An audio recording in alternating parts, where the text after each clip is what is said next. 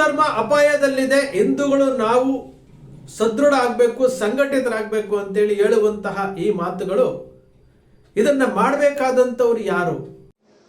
ಮುಂದಿನ ನಮ್ಮ ಪೀಳಿಗೆಗಾಗಿ, ಮುಂದಿನ ನಮ್ಮ ಸಂತತಿಗಾಗಿ, ನಮ್ಮ ಮಕ್ಕಳಿಗಾಗಿ, ನಮ್ಮ ಮೊಮ್ಮಕ್ಕಳಿಗಾಗಿ, ನಮ್ಮ ಮರಿಮಕ್ಕಳಿಗಾಗಿ ಇವತ್ತು ನಾವು ಕೂಡಿಟ್ಟ ಹಣ, ಗಳಿಸಿಟ್ಟ ಸಂಪತ್ತು ಯಾರನ್ನು ಬಯಸಬೇಕು? ಮೊನ್ನೆ ಯಾರೋ ಒಬ್ಬ ಹೇಳ್ತಿದ್ದಂತೆ, ಒಬ್ಬ ಬಹಳ ಮುಸಲ್ಮಾನ್ ಬೆಸ್ಟ್ ಫ್ರೆಂಡ್ ಇದ್ದ, ಅವ ಹಿಂದೂ ಫ್ರೆಂಡ್ ಹತ್ರ ಹೇಳ್ತಿದ್ದಂತೆ, ಇವತ್ತು ನಮ್ಮ ಮಸೀದಿಲಿ ಒಂದು ಹೊಸ ವಿಷಯ ಹೇಳಿದ್ರಪ್ಪ. ಏನು ಅಂತ ಕೇಳಿದ್ನಂತ, ಬಹಳ ಗಳಸ್ಯ ಕಂಠಸ್ಯ. ಏನು ಅಂತ ಕೇಳಿದ್ನಂತೆ ಹಿಂದೂ ಫ್ರೆಂಡ್. ಅವ ಹೇಳಿದ್ನಂತೆ, ನೀವೇನೂ ಮಾಡಕ್ಕೆ ಹೋಗ್ಬಿಡಿ, ಏನೂ ಮಾಡಕ್ಕೆ ಹೋಗ್ಬೇಡಿ. ಮನೆ ಶಟ್ರ್ ಕಟ್ತಾರೆ, ಬಿಲ್ಡಿಂಗ್ ಮಾರ್ವಾಡಿ ಕಟ್ತಾನೆ, ಅವ ಅದನ್ನು ಕಟ್ತಾನೆ, ಇವ ಸ್ಕೂಲ್ ಕಟ್ತಾನೆ, ರಾಜಕಾರಣಿ ದುಡ್ಡು ಮಾಡಿ ದೊಡ್ಡ ದೊಡ್ಡ ಬಿಲ್ಡಿಂಗ್ ಕಟ್ತಾನೆ. ನೀವೇನು ಮಾಡಕ್ಕೆ ಹೋಗ್ಬೇಡಿ, ನೀವು ಬರೀ ಮಕ್ಕಳನ್ನು ಹುಟ್ಟಿಸಿ ಸಾಕು. ಅವರಿಗೆ ಸಂತಾನವೇ ಇಲ್ಲ, ನಿಮ್ಮ ಸಂತಾನವೇ ನಾಳೆ ದೇಶವನ್ನು ಆಳ್ತದೆ ಅಂತ ನಮ್ಮ ಮುಲ್ಲಾ ಹೇಳಿಬಿಟ್ಟಿದ್ದಾನೆ ಅಂತೇಳಿ ಮುಸ್ಲಿಂ ಫ್ರೆಂಡ್ ಹಿಂದೂ ಫ್ರೆಂಡಿಗೆ ಹೇಳಿದ್ನಂತೆ. ಇದು ಜೋಕಲ್ಲ, ಇದು ಜೋಕಲ್ಲ. ನಮಗೆ ಮಕ್ಕಳೇ ಬೇಡ, ಸರ್ಕಾರ ಕಾನೂನು ತರುವುದು ಒಂದು ಭಾಗ.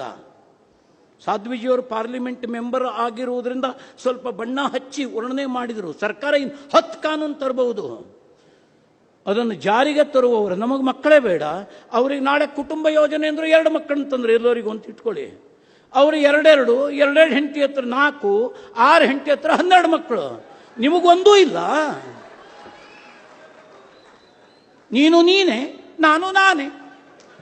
ಮೊದಲು ಹೇಳ್ತಿದ್ರು ನಾವಿಬ್ಬರು, ನಮಗಿಬ್ಬರು, ನಾವಿಬ್ಬರು, ನಾವು 3 ಜನ. ಈಗ ನಾವೊಬ್ಬರು, ನಮಗೊಬ್ಬರೇ. ಈಗ ಹೊಸ ಟ್ರೆಂಡ್ ಹೊರಟಿದೆ, ನಿನಗೆ ನೀನೇ, ನನಗೆ ನಾನೇ, ಲಿವಿಂಗ್ ಟುಗೆದರ್ ಅಂತೆ. ಈ ರೋಗಕ್ಕೆ ಮದ್ದುಂಟಾ? ಅರೇ, ಒಂದು ಮಗುವನ್ನ ಇಟ್ಕೊಂಡಿರೋರು ಹಣೆ ಬರ ಕೇಳ್ತೀರಾ ನೀವು?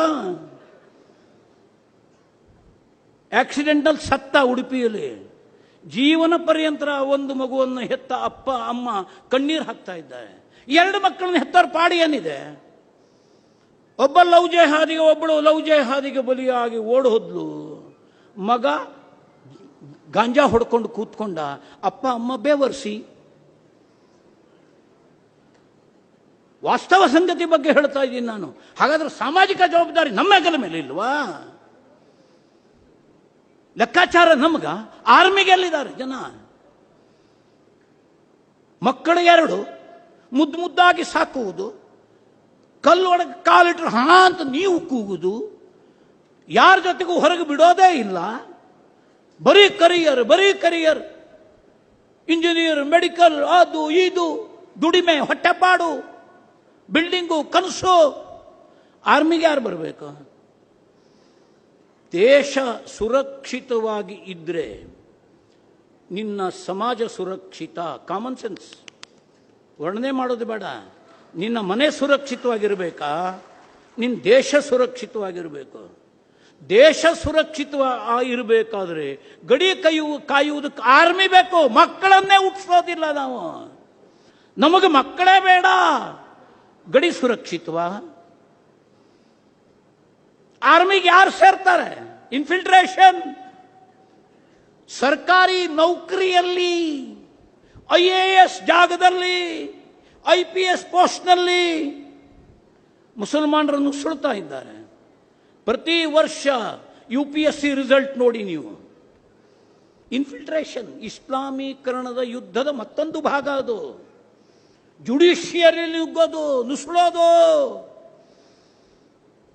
ನಮ್ಮ ಹತ್ರ ಮಕ್ಕಳೇ ಇಲ್ಲ, ಆರ್ಮಿಗೆ ಹೋಗೋದೇ ಇಲ್ಲ.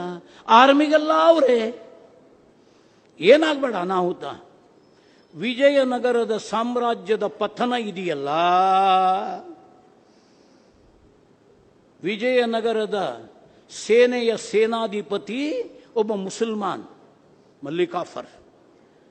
ಬಿಜಾಪುರದ ಸುಲ್ತಾನನ ಜೊತೆಗೆ ಯುದ್ಧ ಪ್ರಾರಂಭ ಆದಾಗ ಇಡೀ ವಿಜಯನಗರದ ಆರ್ಮಿ, ಸೇನೆ ಬಿಜಾಪುರ ಸುಲ್ತಾನನ ಜೊತೆಗೆ ಸೇರಿಕೊಟ್ಬಿಡ್ತು.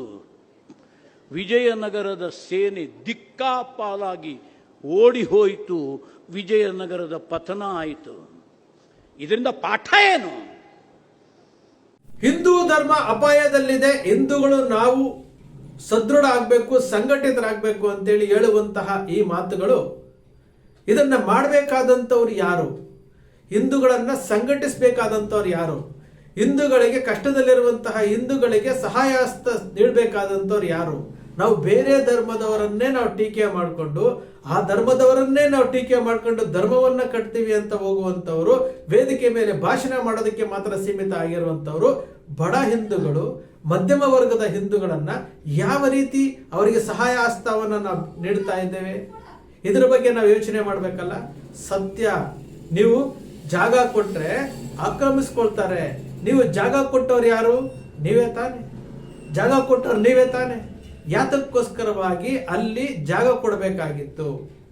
ಇಲ್ಲಿ ಧರ್ಮದ ಸಂಘಟನೆ ಅಂತ ಬಂದಾಗ ಧರ್ಮವನ್ನು ಮಾತ್ರ ಸಂಘಟನೆ ಮಾಡಬೇಕು.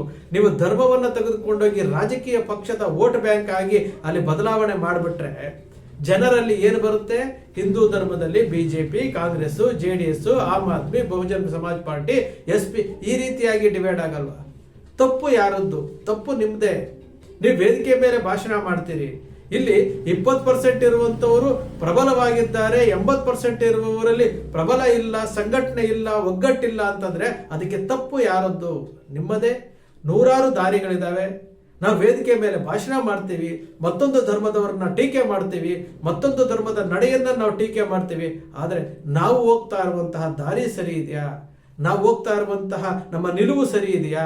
ನಮ್ಮ ದಾರಿ ಗುರಿ ಮುಟ್ತೇವ ನಾವು? ಇದರ ಬಗ್ಗೆ ಯಾವತ್ತಾದ್ರೂ ನಾವು ಯೋಚನೆ ಮಾಡಿದ್ದೀರಾ? ನಾವು ಭಾಷಣ ಮಾಡ್ತೇವೆ, ವೇದಿಕೆಗಳ ಮೇಲೆ ನಾವು ಭಾಷಣ ಮಾಡ್ತೇವೆ. ಭಾಷಣ ಬಿಟ್ಟು ನಾವು ಬೇರೇನೂ ಮಾಡ್ತಾ ಇಲ್ಲ. ಇದು ನಮ್ಮ ಹಿಂದೂ ಧರ್ಮದ ದೌರ್ಭಾಗ್ಯವೋ ದುರಂತವೋ ಒಂದು ಅರ್ಥ ಆಗ್ತಾ ಇಲ್ಲ.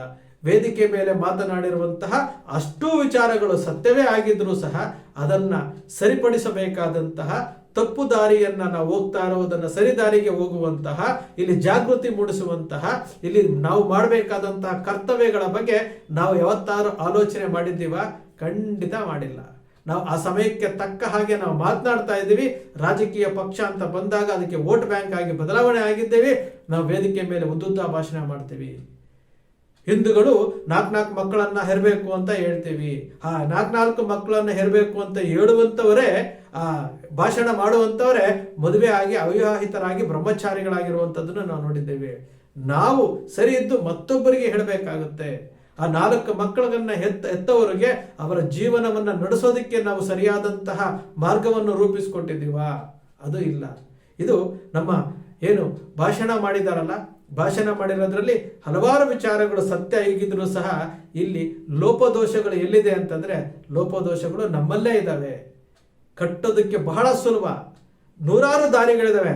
ಆದರೆ ಹೇಳುವಂತವರ ಮಾತನ್ನ ಕೇಳುವಂತಹ ತಾಳ್ಮೆ ಇರಬೇಕು, ಸ್ವೀಕರಿಸುವಂತಹ ಮನೋಭಾವ ಇರಬೇಕು. ಆ ಮನೋಭಾವ ನಮ್ಮಲ್ಲಿ ಯಾರಿಗೂ ಬರ್ತಾನೂ ಇಲ್ಲ.